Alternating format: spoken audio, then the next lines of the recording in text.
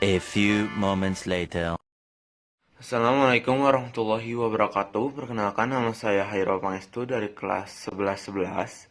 Kelompok 2, saya ingin menjelaskan komponen-komponen apa saja yang ada di dalam motherboard. Yang pertama ada slot PCI yang ini.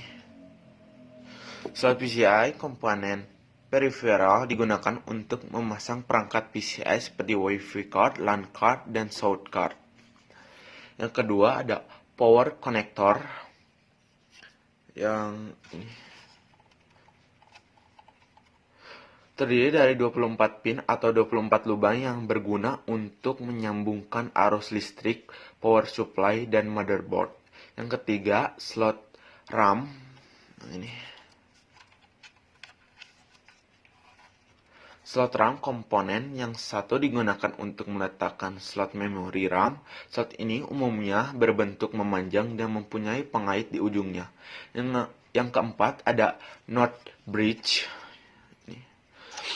NOT bridge controller adalah untuk menangani proses yang berkaitan dengan prosesor, RAM, supply power. Yang kelima ada slot ID dan SATA. Slot ID yang ini yang biru dan SATA yang hitam. Slot ID dan SATA menghubungkan motherboard dengan hard disk dan optical drive.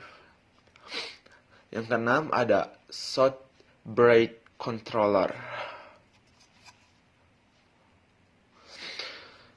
Adalah untuk menangani proses yang berkaitan dengan PCI, IDE controller, keyboard, ROM, BIOS, mouse, LAN card, termasuk modem dan fungsi input-output lainnya. Yang ketujuh ada slot AGP atau PCI Express. Ini saluran point-to-point fungsi utamanya adalah untuk membantu dalam percepatan grafik komputer 3 dimensi. Yang kedelapan ada soket prosesor. Ini adalah tempat peletakan prosesor pada motherboard. Dudukan ini berbentuk segi empat dengan lubang-lubang kecil, tempat tertancapnya kaki-kaki prosesor yang tersusun berbentuk matriks 2 dimensi yang berfungsi untuk meletakkan prosesor ke motherboard. Yang kesembilan ada baterai CMOS. Ini sebuah baterai yang digunakan oleh BIOS untuk tetap aktif meski tanpa aliran listrik. Yang ke-10 ada CPU fan yang gini. Berfungsi untuk memberikan daya ke kipas prosesor agar dia dapat menyala sehingga bisa mendinginkan prosesor. Yang ke-11 ada pin front. Nah ini nih. Pin front panel ini berfungsi sebagai konektor dari casing ke motherboard sehingga kita bisa menyalakan komputer melalui casing. Yang ke-12 ada port PS2.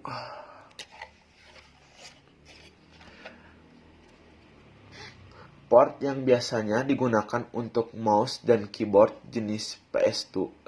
Port ini biasanya memiliki dua pasang port yang digunakan untuk mouse dan keyboard.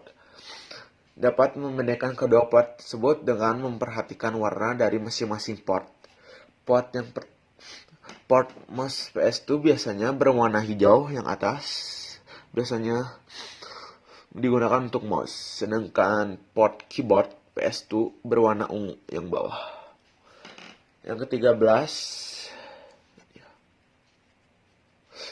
serial port ini adalah sebuah port pada personal komputer yang berfungsi untuk mentransmisikan satu bit informasi pada satu satuan waktu.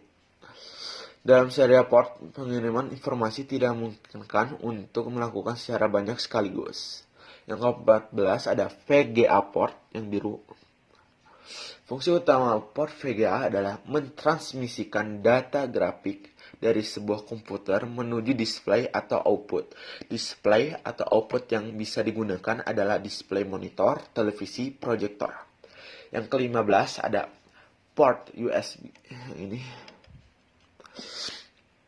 port USB yang menggantikan fungsi port PS2 untuk keyboard dan mouse. Port ini memiliki banyak keunggulan sehingga banyak aksesoris atau komputer menggunakan port berjenis ini. Salah satunya adalah port ini mempunyai kecepatan transfer data yang sangat cepat dan fleksibel. Yang ke-16 ada XRJ45 LAN port, yaitu port untuk menghubungkan komputer dengan internet dengan bantuan router atau switch, juga bisa untuk komputer dengan komputer. Yang ke-17 ada port audio. Port ini berfungsi sebagai perangkat audio pada komputer. Umumnya port ini ada 3 buah port, yaitu warna merah yang bawah berfungsi sebagai mic, warna biru yang atas berfungsi sebagai line-in, masukkan suara dari luar PC, warna hijau yang tengah berfungsi mengeluarkan suara. Ada juga parallel port, tetapi di sini tidak ada, jadi saya tidak menjelaskannya. Sekian dari saya, mohon maaf bila ada kekurangan karena kesempurnaan hanya milik Allah. Wassalamualaikum warahmatullahi wabarakatuh.